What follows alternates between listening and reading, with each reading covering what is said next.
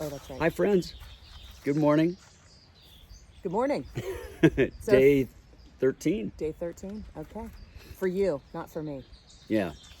Welcome okay. to the first edition of Live with Sugarfoot and Mama G.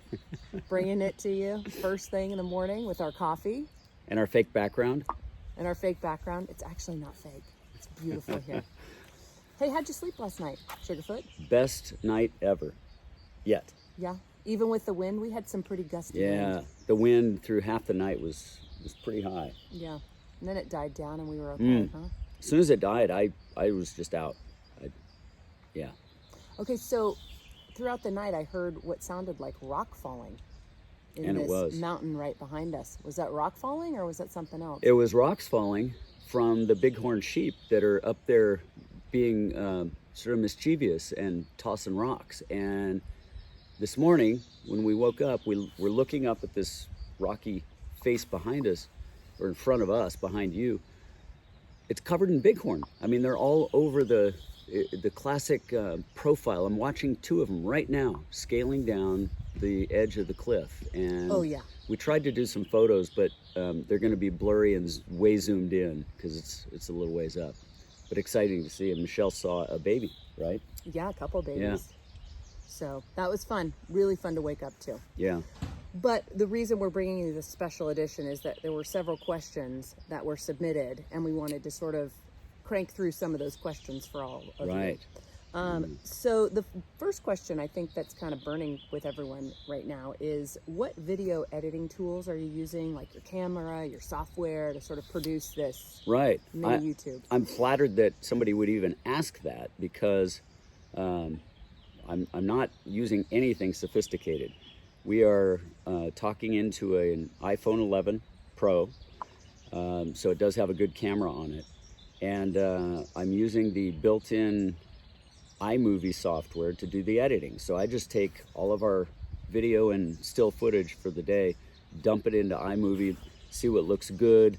I don't even generally move it around. I do it chronologically throughout the day. So you may get some wildflower photos, maybe some landscape photos, maybe a mix.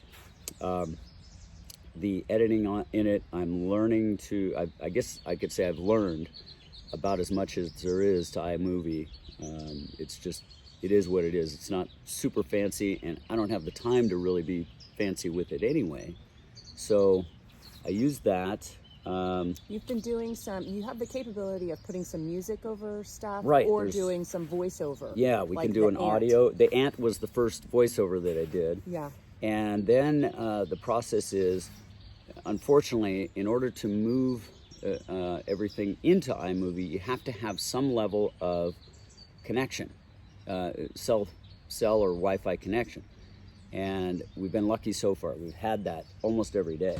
Well, you have. Because who do you use? That's right. I have Verizon. I do not. Michelle has AT&T. She has been shut out from a lot of areas, just does not have service, where Verizon is predominantly pretty good throughout Southern California. The other thing I was going to mention is uploading the video to YouTube is a challenge because it takes a long time, even if it's a 2 or 3 minute video. So I do the Statue of Liberty thing. I'll find the best signal I can and stand there, sometimes for 20, 30 minutes to get the video to upload. And that's usually at the end of the day. And if it isn't working, I just wait till the next day. Today being a good example. Yesterday's video, there's no way to send it out yet. So we're starting on the 13th, and I've got the 12th waiting to, I had no service, so I couldn't even compile the video. So it's just sitting in its raw form of video clips and still footage until we get some service. So, that's enough on that one, huh? Yeah. Let's revisit the ant. There was a question about how big that ant was. So the velvet ant, picture. That velvet ant, which is something very unusual to see. I've never seen one before. I've read about them, for years, so I knew about them. I would say it was 3/4 of an inch, almost an inch long. Does that it was sound right? very easy to see. They're very large. To me, it looked like a small beetle. Super bright colored, and just sort of poking along, doing its thing. So, by the way, it was like 2 feet from my tent, right after I'd set up the tent. So I sort of shooed it away afterwards. I didn't smashed it or anything. He did shoo it away, but he didn't just sort of shoo it away. You should have seen it. I was flung pretty it with funny. a stick. He was a little nervous about the whole situation. He was a little jumpy. It was a good one. Never actually seen you jumpy around wildlife. That, to me, that's a legendary creature that you don't want to be bitten by. In the same category as a rattlesnake. Okay, good. Well, there you have it. Okay, moving on to kind of trail stuff. Permits required?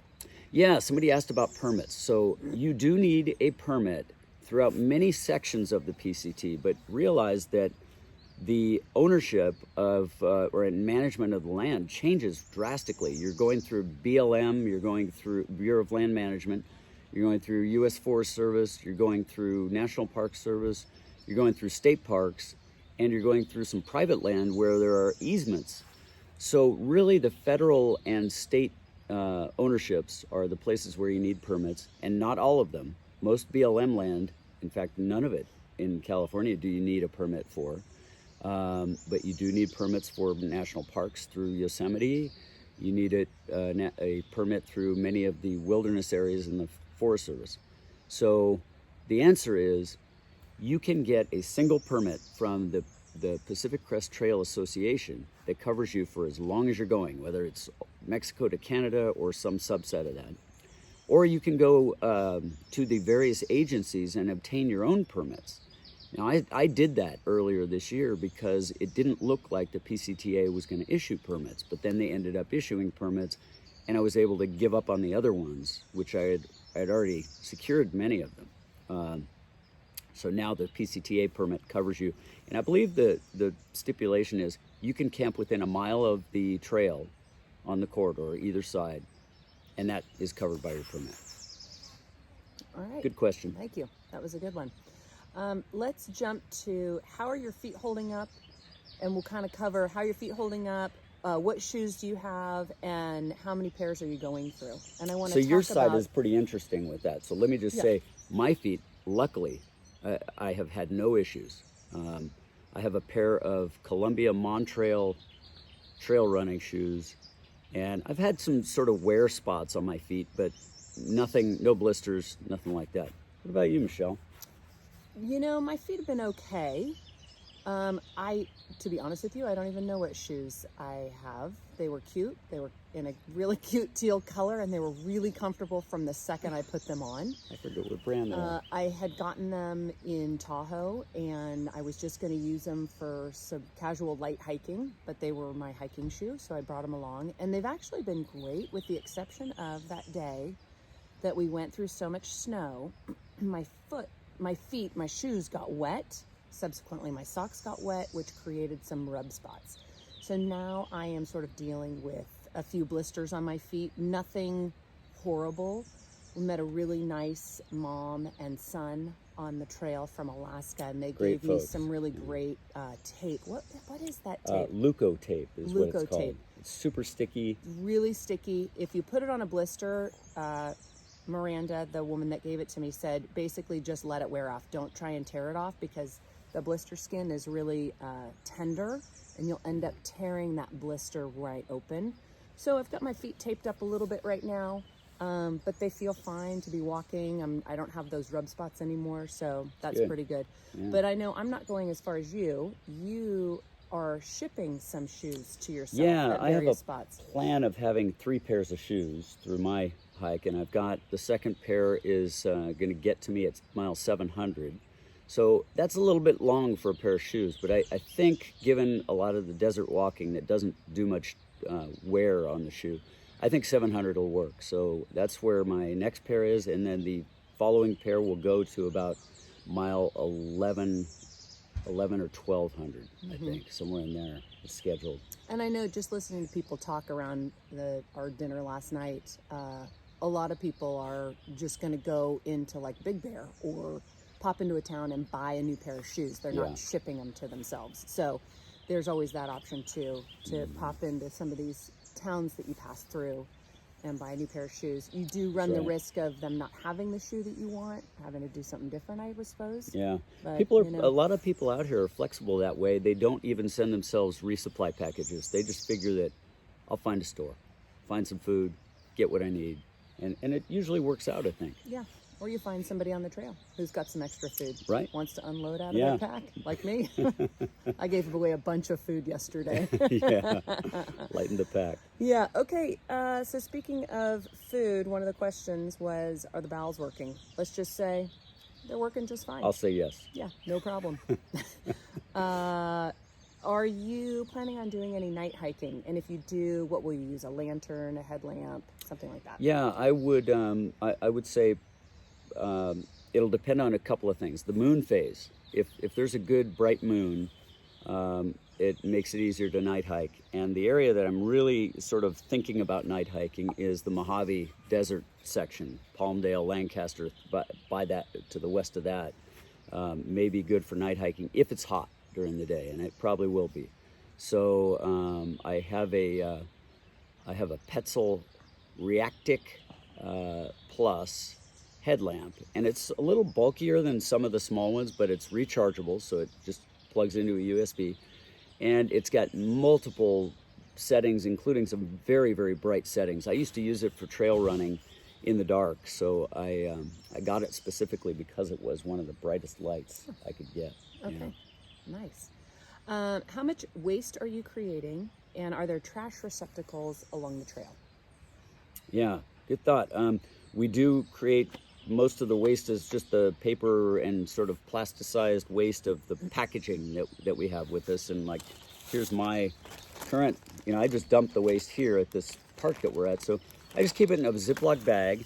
And yesterday is a good example. We were coming out of the mountains towards I-10. Yep. In this near this little community. And here's a big giant dumpster right at the road. So we just opened it up, tossed our trash in, kept the Ziploc bags, and you just keep with that. But I'm surprised at how little waste I create. there isn't much. There's it's not very much. It's very small, and it depends on, if you do, you can really minimize your waste by using packaging that you've packaged the food in if you want to. It can be Ziplocs that you recycle and reuse all the time. Right.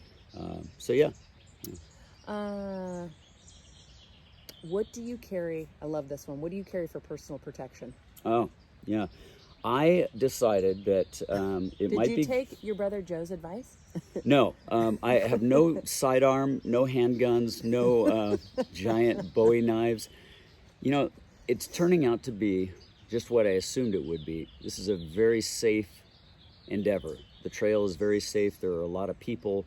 In fact, like if you were to be injured and sitting on the trail waiting for somebody, probably the person that would come up next would know who you are and has seen you before and say, "Hey, Greg," or "Sugarfoot, what's going on?" and would definitely not pass you by and would help you get out of whatever the situation is. So feel very safe out here. And I see a lot of, sorry, I don't mean Yeah, to go interrupt, ahead. but I do see a lot of women, not that I could do it, but I do see a lot of young women out here. It's very inspiring, hiking by themselves. Yeah. Yeah.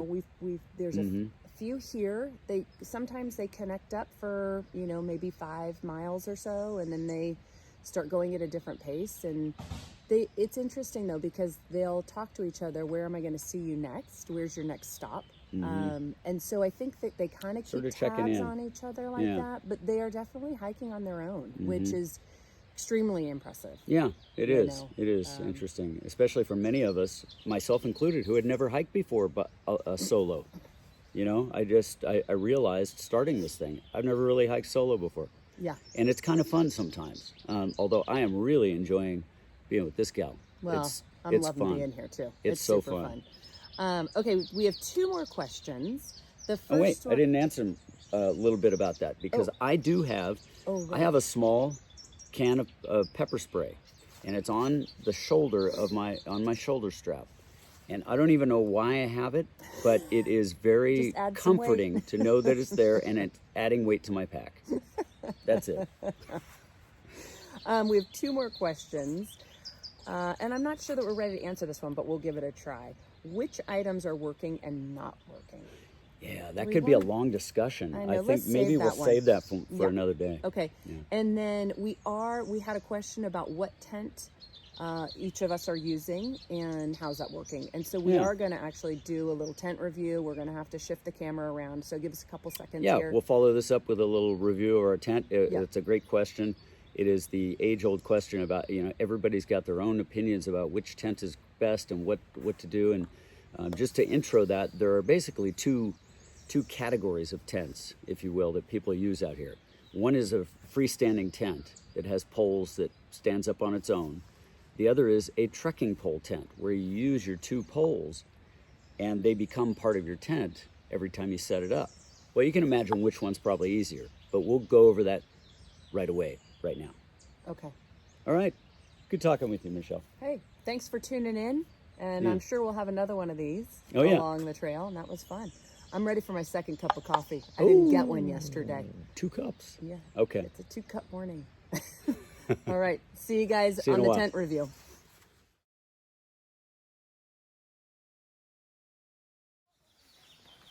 All right. Real quick, we are doing a review of our tents. Turns out that Michelle and I independently have the same tent. It's the Big Agnes Copper Spur HVUL1, meaning single person tent, ultralight. It's about a 2-pound tent. I think it might be 2 pounds, 2 ounces, but it's, for all practical purposes, it's 2 pounds. It's got a single entry door on the one side. It has inside several pockets, which are really cool. So it is a 1-person tent, and it really doesn't have room, we found, for our pack to be inside with us. Pack can go outside and can go in the vestibule, and I'll show it to you both. This is her tent without the rainfly on it, and then we'll do mine with. It has double pockets on this one side right here above you. Single pocket on the other side right there. Really roomy. It's got a single pocket down here next to the door, which is great for storing stuff. But the biggest feature that I love about this tent is this gigantic area that they've put a barrier in, so it becomes a gear loft, throwing all your stuff sacks, all your extra stuff, your clothing, whatever, up here. You can put a lot of weight in it, and it actually holds it pretty well.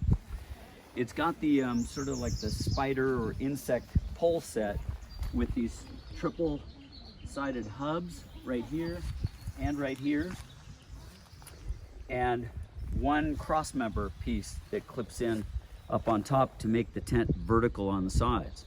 So this is all one pole set. It all comes together as one set. Really easy to put together and break down. It's got these ball and socket joints here, and you just pop them off when you want to take the tent down. Makes it very easy. It's the typical shock corded poles. They just close right up. This tent can be set up in 5 minutes or less. Let's move over to mine that has the rainfly on it and staked out. Takes a few more minutes to get the rainfly completely done, but it comes with 2 tie-outs on the head end of the rainfly for stabilizing the tent. I haven't used them yet, but you can stake these out to the ground, and they have Velcro around the poles right inside of them. Here is a vent that is nice to have when you're using the rainfly. It is pretty typical of most tents now. It's got a little rigid kind of a pole that goes to Velcro, and that ventilates your rainfly. You can see it's staked out on the head end with a short piece on the back side, and on the foot end, same thing. It has not been tested in the rain yet, but I assume that this is a pretty good tent. One feature that I didn't like about it is that the rainfly is pretty high up on the bottom, and I was in a windstorm and had fine dust particles sort of blowing out of the desert under the rainfly. They made it through the mosquito mesh, and it was landing on me all night long. That was sort of a pain. But overall, I love the tent. It's lightweight. It's a freestanding tent versus the folks that are putting them together with trekking poles. I think it takes a little bit longer. I think you tend to have more stakeouts and rocks to hold the stakes down and whatnot. This is a pretty solid little tent. How is it if you want to sit up in it? You can sit up, no problem, which is nice. A lot of the older and smaller tents, you don't really have headroom. But as you can see in Michelle's, You can sit right up in the thing and you can get changed, you can get in and out of your sleeping bag, not a problem. And it has a nice high bathtub on the side for waterproof conditions. Yeah, thumbs up. Here we have a nice view of a Western Diamondback. And you know, he's so lethargic, trying to sun himself. There he's moving. He wasn't even moving at first. Beautiful snake.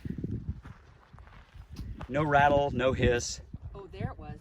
I just heard a rattle. What a beautiful He just snake. clicked at you. Yeah.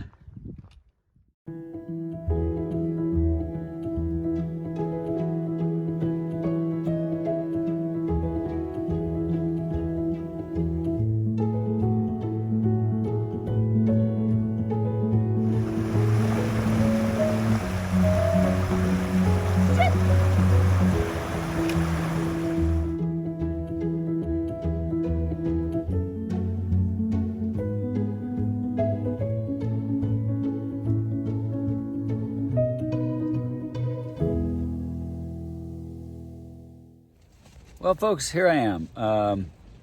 Michelle and I have set up our tents in quite a windy spot, and that was pretty much where we had to land. We did 14 miles today. Kind of got a late start on purpose, and I miscalculated our navigation to a spot where we were going to be picked up tomorrow, but it looks like it's going to be an extra day to get there. It's 20 miles for tomorrow, and yeah, right now we're hoping the wind dies down. It was really gusting there for a while. It seems to be coming down some. Let's see, what else can I tell you? We went from the Whitewater River to Mission Creek, and we're still climbing Mission Creek as we go here. We have a few more crossings of it. But the day is ending, and we came in here at about 6 o'clock to this site. So I will leave it at that, and hopefully be able to upload this tomorrow for you.